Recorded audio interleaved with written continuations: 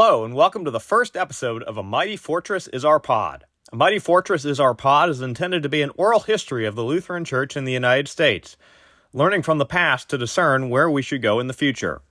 Today I have with me Tom Gerke, longtime organist at All Saints Lutheran Church in Worthington, Ohio, and lifelong Lutheran.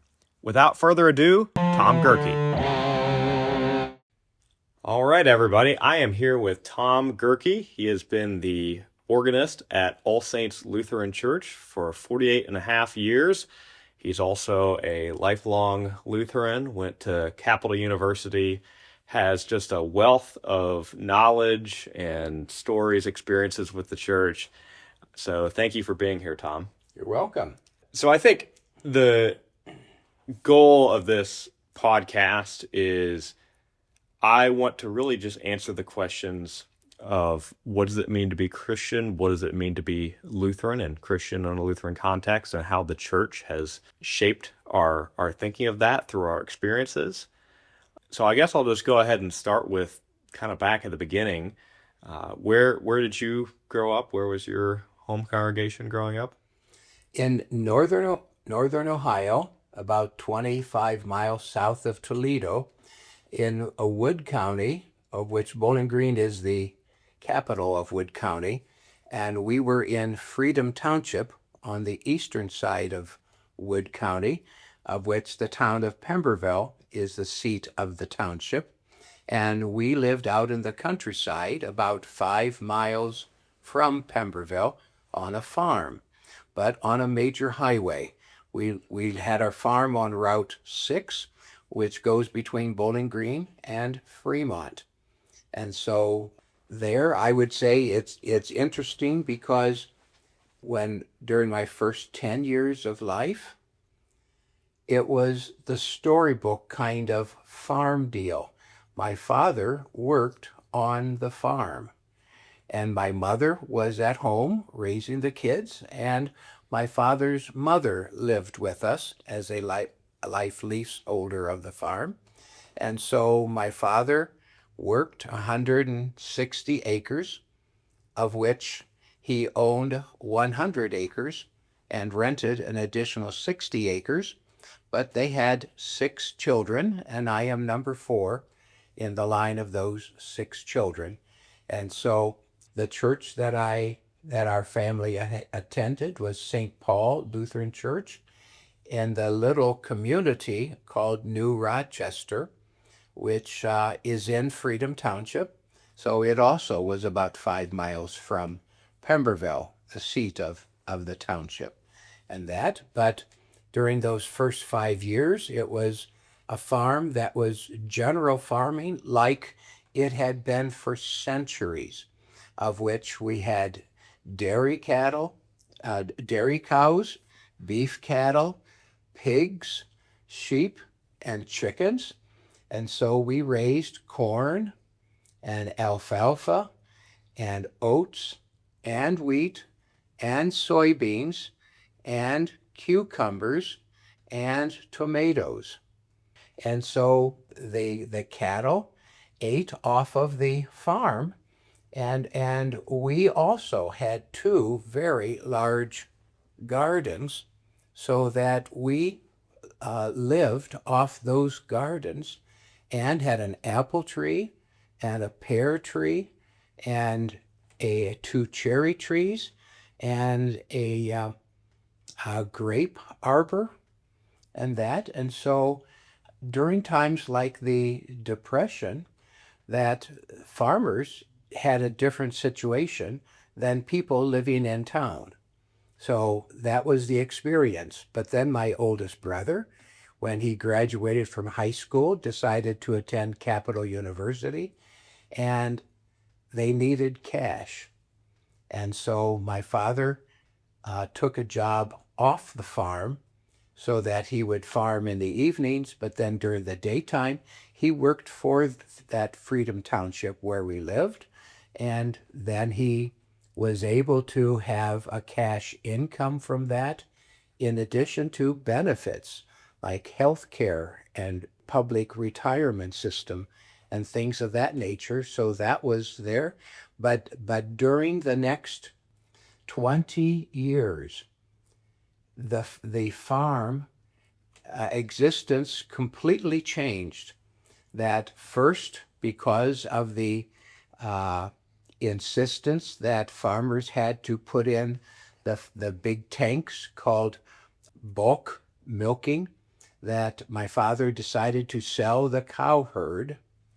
And of course, that was an interesting part of life because twice a day you had to be out there milking those cows and then caring for them, putting straw down for bedding and putting hay and silage in the deal. And then at some point later, we got rid of the pigs. And then at a point later, discontinued the beef cattle, usually for economic reasons, in the sense that the cost of raising the cattle was such that you had minimal profit from the sale of it. And so they discontinued the beef, and then at some point discontinued the sheep, which was interesting because you had to shear the sheep each year, and that was quite an experience. And then eventually they got rid of the chickens, and over a period of time got rid of the farm machinery, the tractors and the plows and discs and cultivators and combines and things of that nature, so that by 1980, my father had worked for the township for 20 years and was eligible to retire, but that also was the end of the general farming, not only for our farm, but for most farms in the area, that they ended up specializing. And so my father then rented the farmland out to a neighboring farm to do the farming. So we were in a country church where most everybody attending were farmers, but I'm at the peak of the baby boomers. So when we were in church, the churches were full. At most every Sunday, we had to set extra chairs. Even when they built a new educational unit with an overflow area, we still had to set chairs and that to accommodate people on a normal Sunday morning. And so education was very strong back then. Sunday schools were very robust, and that the teaching in Sunday school matched what the gospel lesson was going to be for the day. So that if the gospel lesson for the day was about the Good Samaritan, then in the Sunday school hours, they also talked about the Good Samaritan and that. So they had that Bible standing. We had 19 people in my confirmation class, and that we had 4 years of confirmation instruction for 2.5 hours every Saturday during the school year for 4 years. And as such, we studied things like Bible history, learning about David and Samson and Goliath and the Bible history. And then we had to have memorized the books of the Bible in order. We, at the week before confirmation, there would be a public examination of which the congregation showed up, and the confirmands were standing in front, and the pastor would go through all of the stuff that we had to have memorized, and to demonstrate to the congregation that we could recite it from memory. So it's not the entirety of the catechism and all of the meanings. We had to also memorize 10 Psalms and so there was just a lot of memory work with that stuff. And of course, as a teenager, you don't appreciate it. But I appreciate it now because of the fact that I can relate to so much, but a frustration comes from the fact that as they have done different translations of the Bible. You can't recite it the same way as we learned it, in that in my confirmation class, some people recited from the King James, and I recited from the Revised Standard Version. But that was easier than my mother had it, that she was in a confirmation class where part of them recited in German, and she and her brother recited in English, and they always recited in the same order of people each week. And so my mother had to follow a German speaking person, so she had to keep track of where the person was reciting in German, and then the pastor would say, Marie, you continue. And so she had to be able to follow that in German. That we lived in a German speaking area, and in my household, German was the first language. And so when my oldest brother started his first day of school, the teacher sent back a note saying we have a problem because he did not understand any English. And so my parents decided to speak English to us kids, but they continued to speak German among themselves. Were your parents first generation Americans? They were both born in the United States, but both of my father's parents were born in Germany, and my mother's father was born in Germany, and my mother's mother was born in the United States, but of her mother was born in Germany and father in the United States, and of that father, both parents were born in Germany. So it's not that far away, because the area where we lived was one of the last places in Ohio to be settled, because it was the Black Swamp. That used to be Lake Maumee, and it never really drained completely, and so it was swampland.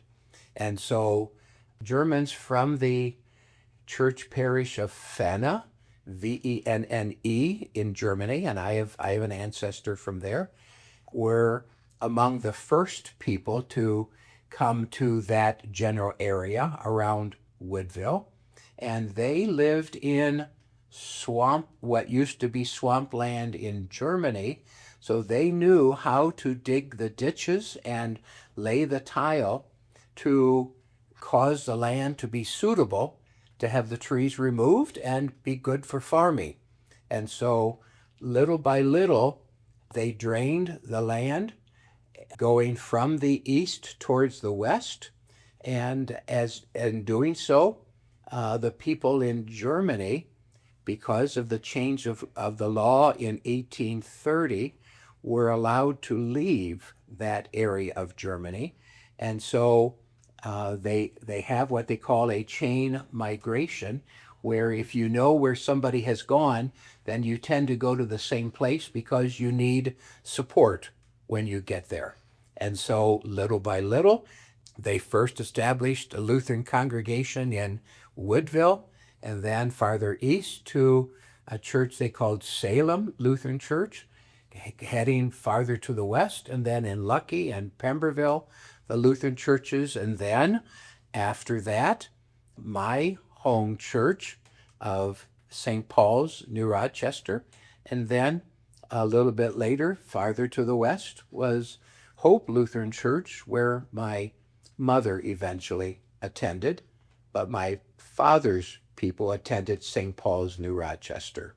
So we had a lot of education and catechism instruction. And in fact, during the summertime, there would be a 4-week period during July in which people would come on Wednesday evenings and study a book of the Bible in particular, such as the book of Jonah. And so the whole congregation would come. The adults would be upstairs, and the kids would be in their Sunday school rooms. And so education was really strong, as well as music and all of that. So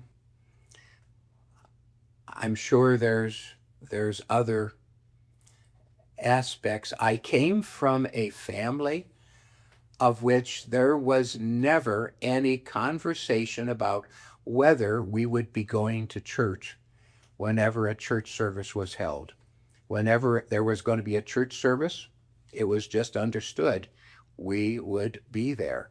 And so I see that as a blessing because for me, being an organist expected to be at church every Sunday, it's just a continuation of what I've always known. And so I don't have to deal with, well, should we go today? So I feel that as a blessing. Yeah, well, no, that's an excellent amount of context, and I think it'll be interesting as we continue this conversation to kind of contrast that with, as the church has evolved. So, I guess maybe the next thing I want to touch on is Capital University. So you mentioned you had a brother that went there. Was it kind of a foregone conclusion then that you were going to go there as well, or what was the relationship between, I guess, both your family and you going to Capital and the church and you going to Capital? There was a lot of encouragement from people in our church to support church colleges. And so it was understood that if I wanted to go, that my parents would help support that. And so that was good. It was a good experience for me. I was a mathematics major, mathematics education, and so they had a good program there with good professors. And also, as you know, I had learned to play the organ and was an organist for a church during my high school years. And so I was able to take lessons from the organ professor there at Capital, and that was a big plus. But also getting the opportunity to talk with other Lutherans who showed up about what did they do at your church, and that kind of stuff was good. And then to have people around you that going to church was the norm, and that's a good supporting thing too. Capital, when I attended, required chapel attendance, and so that seemed a bit much, when you're busy with trying to do your studies and other activities.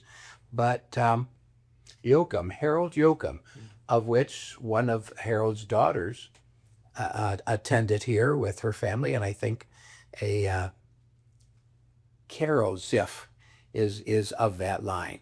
And so he did the chapel service it was 3 days a week. Every chapel service, he came and presided.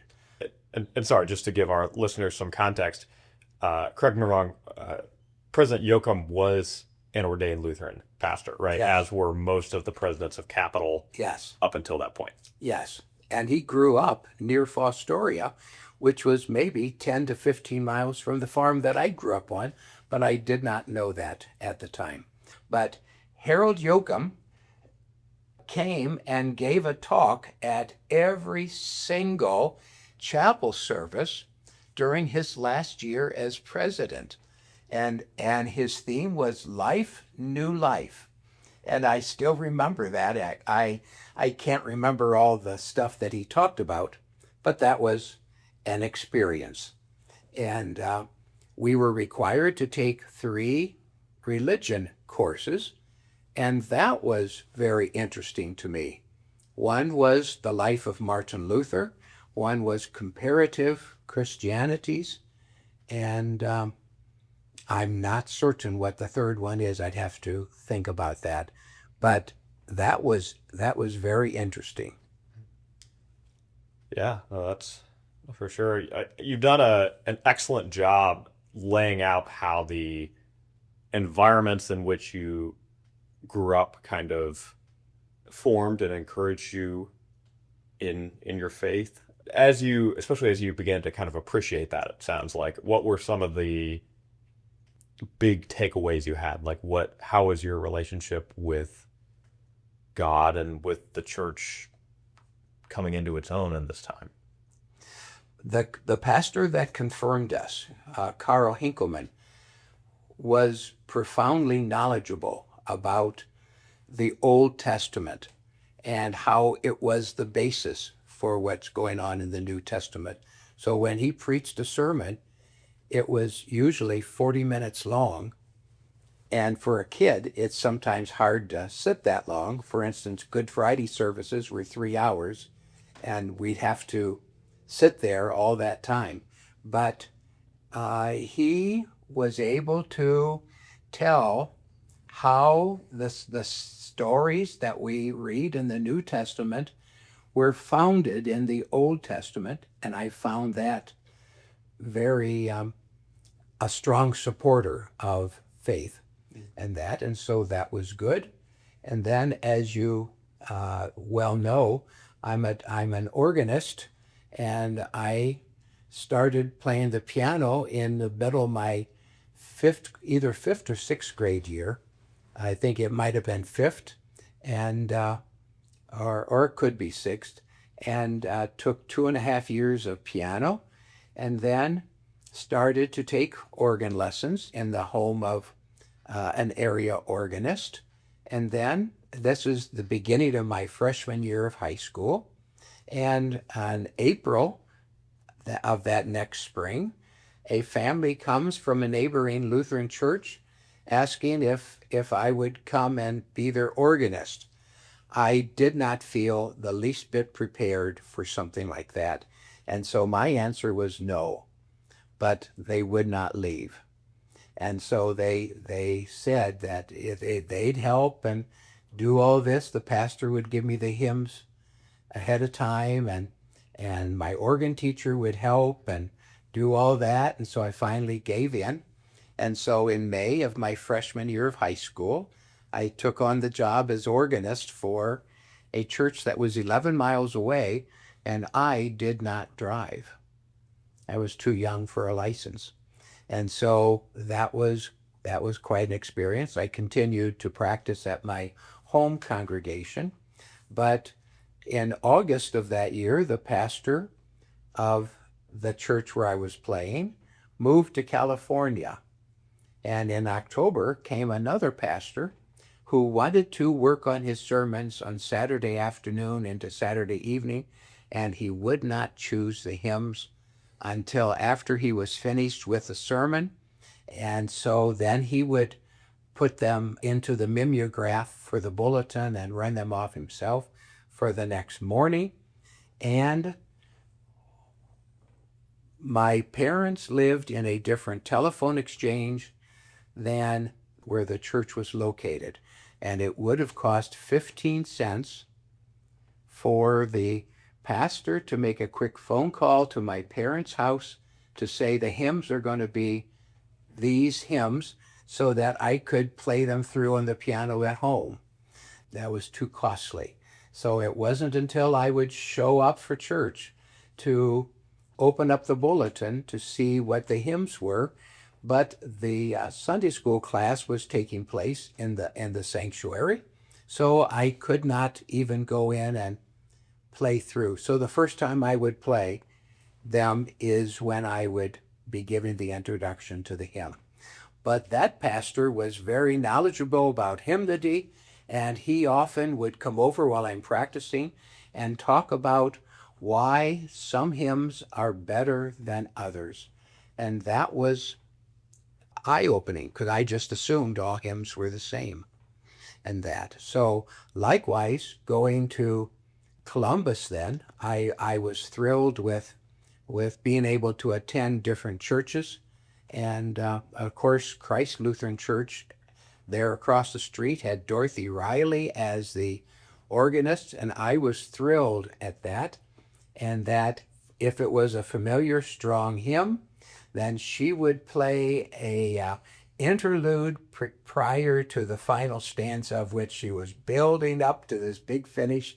And when she played the final stanza, you had to hang on to melody because she was not going to give it to you. And so she was doing all kinds of powerful and fancy things. So that was very motivating. But then I think even though that is somewhat foundational, when I retired from school teaching, I took advantage of going to the seminary and audited, I think, 14 classes at Trinity Lutheran. And that was interesting because you had people who were talking about the text of which they could read it in the original language. And oh, what a benefit that is. And I find that a lot of our problems comes from the fact that our English translation, no matter how good it is always going to be lacking. And so talking with people who can read it in the original and also know enough about the culture and the times that they could help put it into a proper context. And so that was helpful. In terms of our liturgy, I find that every Sunday yet, I'm excited about being in church. There was a Catholic seminary professor who enlightened us that the solemnity appointed for that Sunday is one of the more important things of the liturgy, of the readings, because it is there to give us what is thought to be God's perspective on the Old Testament lesson. I had not heard that from anybody else. And so that has been so helpful. So I, before the service, read through the Old Testament lesson, and then the Psalmody, and then the Old Testament lesson again, and the Psalmody again, and kind of see what that relationship is, and see what is the important part of that Old Testament lesson. And then I remember Dr. Rachel Wren, the current professor at Trinity Seminary, who had talked with pastors who were preparing for Advent lessons. And she says, before you even read through the gospel reading one time, study the Old Testament lesson thoroughly over and over, so that you have some grounding as to what that New Testament, that gospel reading is about. That was an aha moment. And so I do that in my preparation for Sundays. And so when I come to church, I'm excited about these readings. And even though we hear them read, sometimes I find they get read too fast and I can't think about what's being read. But every Sunday is an excitement. And then the hymns that are selected are, how to say, drawing out some of the key parts of those lessons. And so it makes it exciting to me. Yeah, it really sounds like your music is your worship in a way. Mm-hmm. And the time that you put in to learning it and playing it, and the intention in with you play it is, yeah, very much a form of worship, and one that this congregation has been very blessed to have. So with that, I guess I want to talk a little bit about your time here. So what I guess, first of all, before we get to that, was there a brief time between Capital and All Saints? Yes. Okay. Because I graduated from Capital in 1971. And of course, as a mathematics teacher looking for a job became available over in Cambridge, Ohio, teaching 8th grade mathematics. So I went over there and taught for 4 years. And while I was there, I was the organist at Christ Lutheran Church in downtown Cambridge during the 9 months of the school year. And then I would go back home up north and do a lot of substituting work while I would be taking other classes and that. And then Westerville North opened up, and so I applied to come there. And so I taught 1 year at Westerville North, but during that year, that's when the Columbus City Schools decided to take advantage of a state law that said any property within the Columbus city limits served by suburban schools could be claimed by the Columbus City Schools. And so nearly a third of the Westerville School District then became part of the Columbus School District. And so I, as a first-year teacher, had no chance of staying. And Columbus was not hiring new teachers, which seemed strange. And so I ended up going to Groveport, Madison, and spent 30 years there. So I taught school for 35 years and enjoyed it immensely. I enjoyed being with the kids and I enjoyed teaching, but there's so much paperwork and so many reports, and that stuff was not so much fun. And then the last 2 years, they moved us to the high school building, of which the building was built to accommodate 1,100 students, and we had 1,800 students. So we were on what they called a triple split session. And so there would be classes in our classrooms every period. So we had no opportunity to be in our classroom during a prep period. And sometimes we'd have to teach classes in other rooms. And so that meant that when you showed up at that room, nothing is ready. And then you get back to your room, nothing is ready. And so that gets to be harder. But the kids were wonderful. Yeah, sounds like it. 30 years, it's a long time to devote. That's And incredible. then I worked on my master's degree at Ohio University through a National Science Foundation grant and got master's in math education. Yeah, absolutely. So if you don't mind, then I want to talk a little bit about your time at All Saints then, starting during that time. So that was Pastor David Ullery when you arrived? Yes. He got a phone call from Pastor Nykirk, who was then at Holy Trinity in Upper Arlington. And Pastor Nykirk had contacted me because he heard that I was in town. He was previously up in a neighboring church where I grew up. And he asked if I'd come and be organist at Holy Trinity. And where I was living, there was no easy route. That was, back roads and, streets to get over there. And so I said no. So he got on the phone and called David Ullery. And Pastor Ullery gave me a call, and I said, well, do you have a pipe organ? And he said, no. And I said, I'm not interested. But he wouldn't take no for an answer. He said they have every intention to have a pipe organ down the road, but they're worshiping in the parish hall now, and after the sanctuary, or when the sanctuary gets built, they'll have a pipe organ. And so it sounded like it would not be that many years. And so I joined, and of course the congregation is wonderful, and the music staff is wonderful. Had a chance to serve under some pretty awesome musicians and so that was good.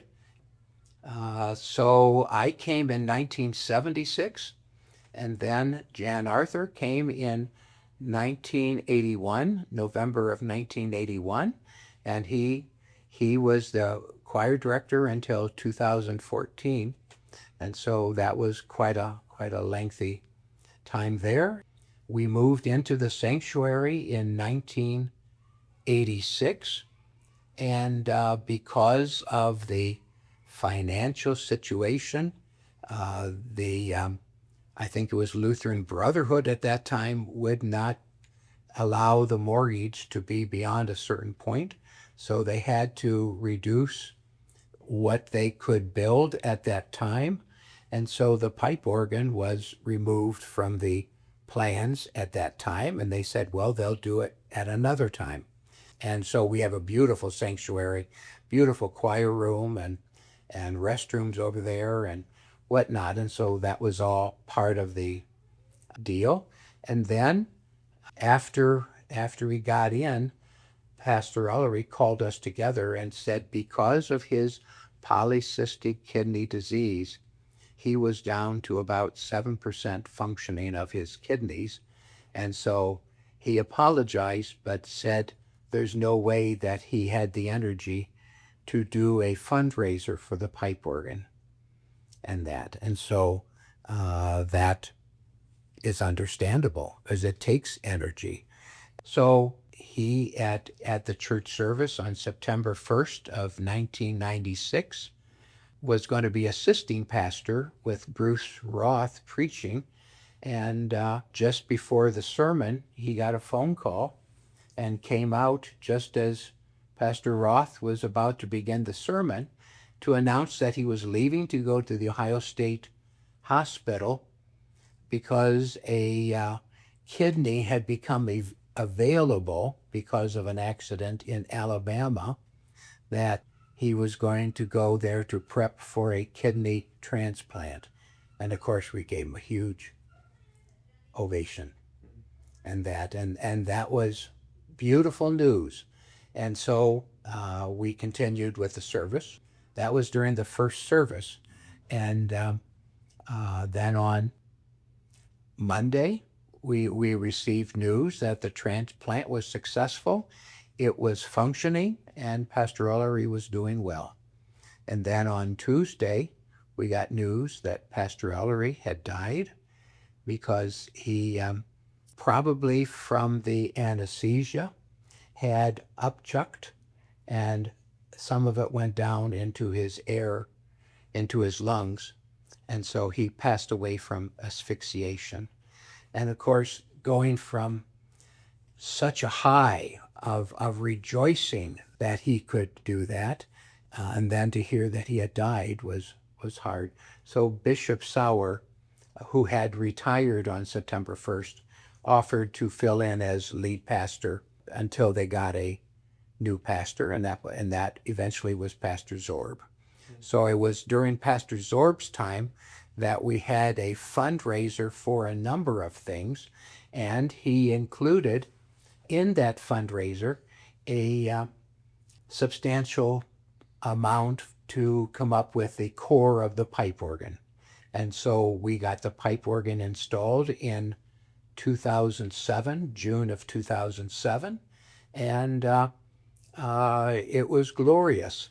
And then we were able to take the monies that were already collected in 2020 and add a lot of what had been planned to be added later. And so we now have a very nice instrument of which I am enjoying enormously, and that it sounds great in that room. And I'm very grateful.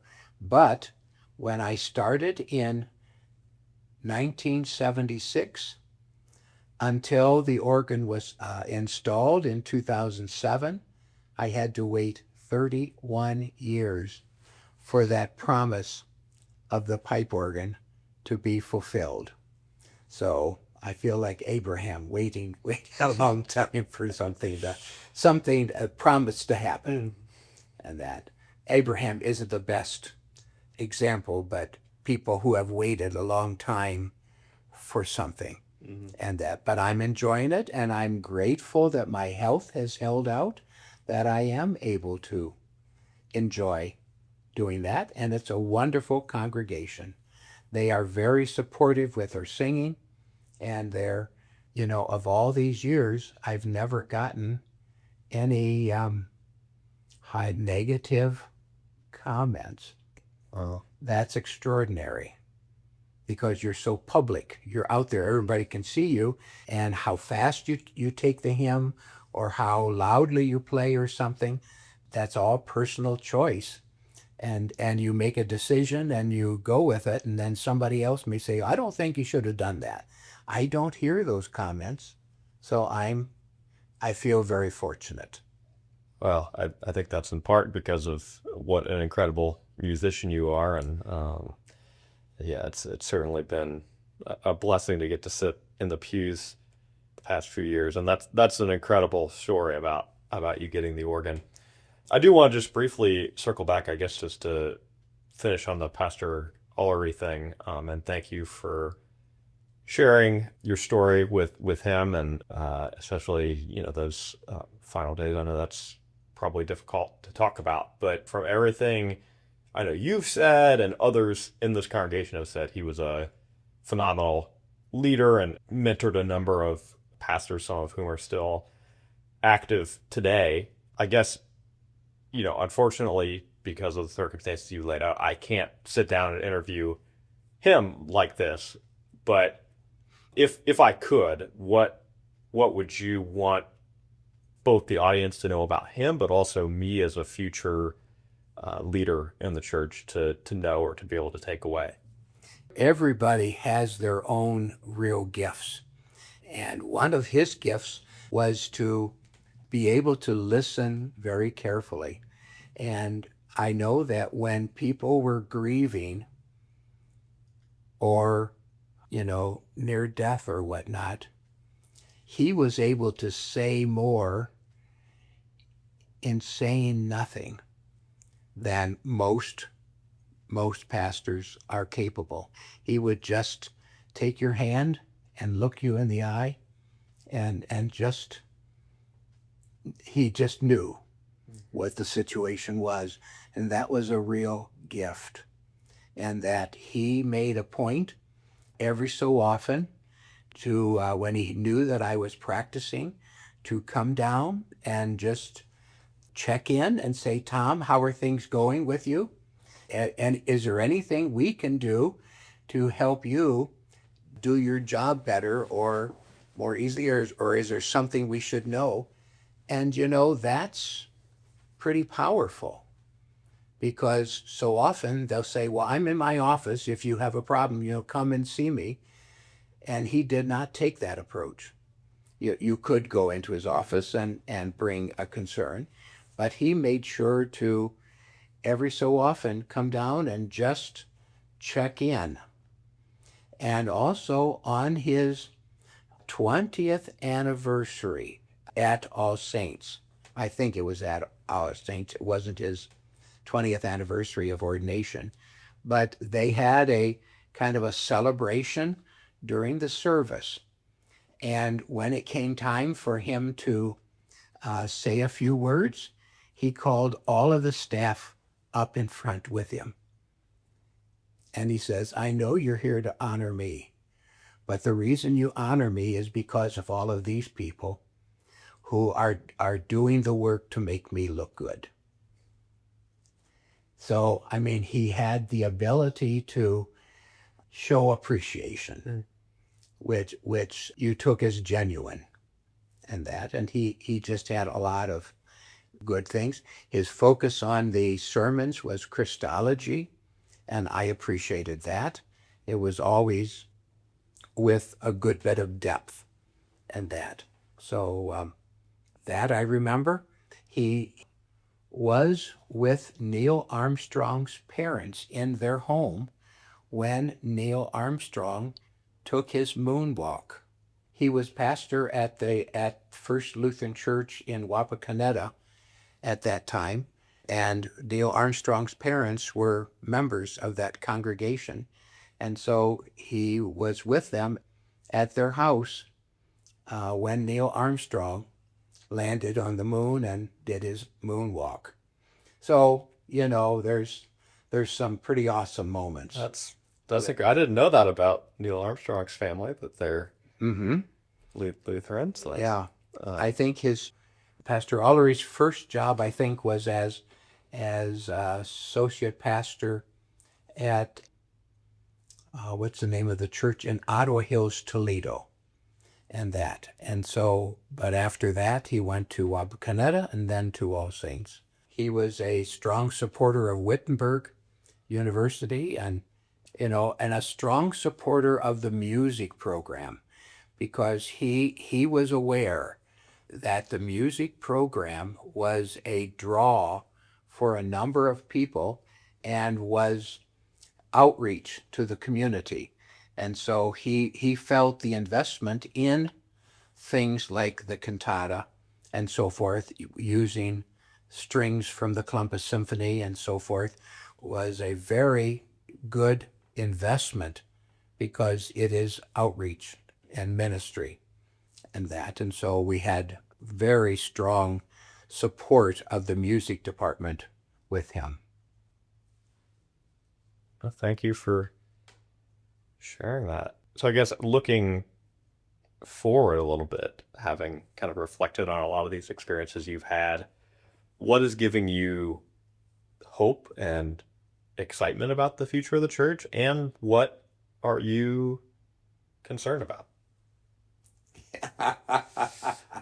Simple question there, right? Yeah, there's a lot of concern because you find that there are people who like to take the scriptures as if they're a Boy Scout handbook and say, oh, here's a topic, let me find a scripture verse that will appear to talk about it and take it out of context and use it, weaponize it, and so forth.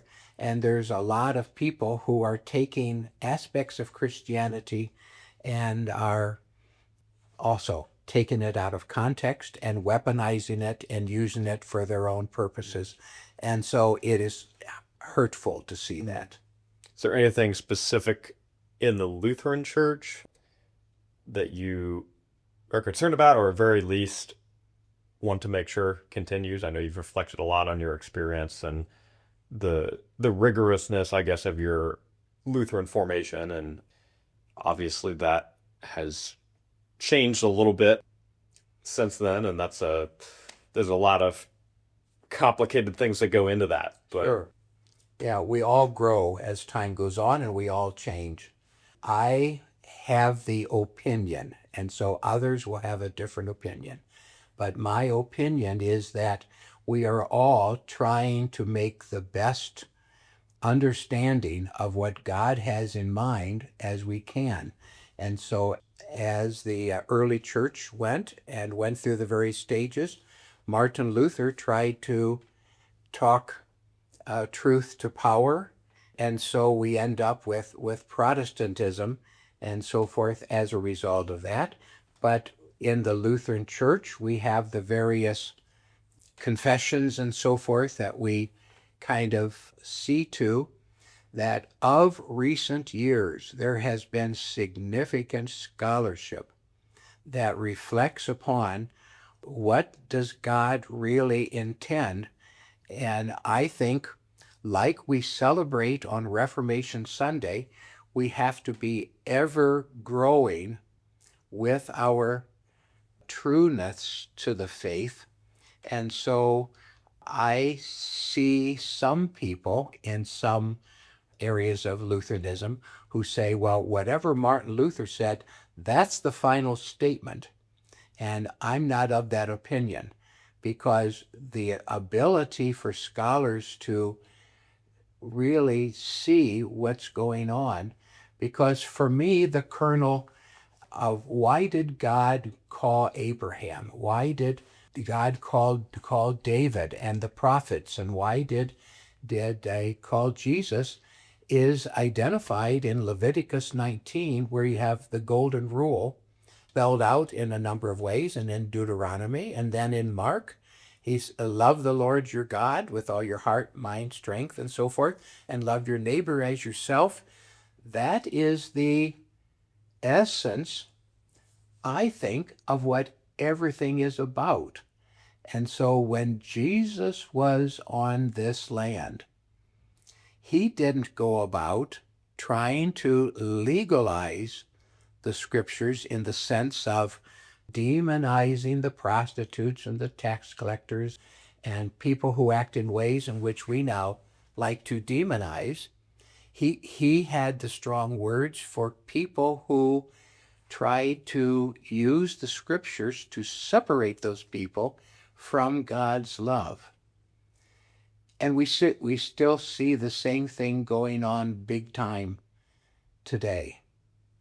And so that's a viewpoint that I have, and there'll be lots of others who disagree with me, but that's okay. But that's what I see as proclaiming the gospel. And that, because I think he saw that if the women were prostituting themselves, it's because they were slaves or had no other means of support. And to demonize them for that, like we like to do, That's just going to keep them in that. yeah, it's not bringing the love of Christ to them. And so it's a challenge. So it seems like we've not gotten past that. Why do people do what they do? Why did Adam and Eve eat that apple? They said, well, it looked good and it tasted good, and thus they decided they were going to decide what was good or not, and not God. And so we struggle with that yet today. Genesis chapter 3 is foundational in all of the troubles that we go through. Genesis chapter 3 appears to kind of indicate why. So that's Tom Gerke's thoughts. Well, thank you. No, and I mean, that's kind of what this is going to be. We're going to get a lot of people's thoughts, and it's an opportunity for, like I said, myself as a future leader to, reflect on that and take that in, and for, audience of those who are long time in the faith, such as yourself, or perhaps just exploring that for the first time. And you, are just so dedicated, so knowledgeable, so meticulous in everything you do. And I really appreciate that. And I'm just blown away by some of the stories you have. And you are really, I think, an embodiment of what this church can be. So if you don't mind, one thing I think I want to do at the end of all of these episodes is just say a quick prayer.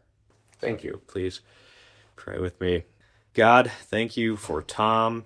Thank you for the gifts of music and scholarship and all the many things that you've been able to do through him and continue to do through him. I just pray that you'll continue to raise up leaders like him who share his love of you and love of your gifts of music and your people in this church we call Lutheran, and just allow me and all those who might be listening to soak in the many stories and lessons that we learned today, and continue to guide us forth as we seek to build your kingdom and spread your word to the next generation, as all the generations before us have done through you to this point. We pray all these things in your holy and precious name. Amen. Amen. Thanks for listening to my interview with Tom Gerke. Be sure to follow this podcast on Spotify, Apple Music, and YouTube. Until next time, may the Lord bless you and keep you. May the Lord make his face shine upon you and be gracious to you. May the Lord look upon you with favor and give you peace. In the name of the Father, and the Son, and the Holy Spirit. Amen. Mighty Fortress Is Our Pod is a production of Mighty Fortress Media. The views and opinions expressed are those of the guests and the host, and are not intended to represent the views and opinions of any Lutheran Church body. Be sure to follow this show on Spotify, Apple Music, and YouTube. Thanks for listening.